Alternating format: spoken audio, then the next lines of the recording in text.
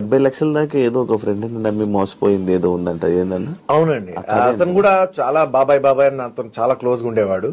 నేను ఏ ప్రాపర్టీ చూసినా కూడా అది వద్దు బాగాలేదు, ఇది వద్దు బాగాలేదు, అది అని ఆఖరికి వాళ్ళ నాన్నను కూడా తీసుకొచ్చి చూపిస్తే వాళ్ళ నాన్న కూడా ఇది బాగాలేదు అది బాగాలేదు అని చెప్పేసి అది.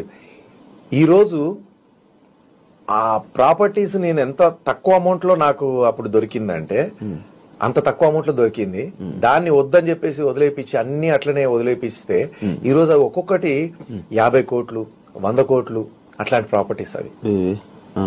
ఈవెన్ మణికొండలోనే 2 acres 11 lakhs కే ఇస్తామన్నారు. మణికొండలో 2 acres 11 lakhs కి ఇస్తామన్నారు. దాంట్లో ఇప్పుడు విల్లాలు కట్టినారు, పెద్ద పెద్ద అపార్ట్మెంట్స్ కట్టినారు. ఒక పక్కకంతా అపార్ట్మెంట్స్, ఒక పక్కంతా విల్లాస్. అందులో ఒక 20 విల్లాలు వచ్చినా కూడా నా వంతుకి ఆ 2 acres కి 20 విల్లాలు వచ్చినా కూడా ఒక్కొక్క విల్లా 15 కోట్లు. చూడండి, పోనీ 10 విల్లాలు వచ్చినా 100 కోట్లు. ఎంత హ్యాపీగా ఉండేవాడిని. అయితే రాసి పెట్టుంటే వస్తుంది, రాసి పెట్టలేకపోతే కానీ ఇట్లాంటి వాళ్ళు దుర్మార్గులు.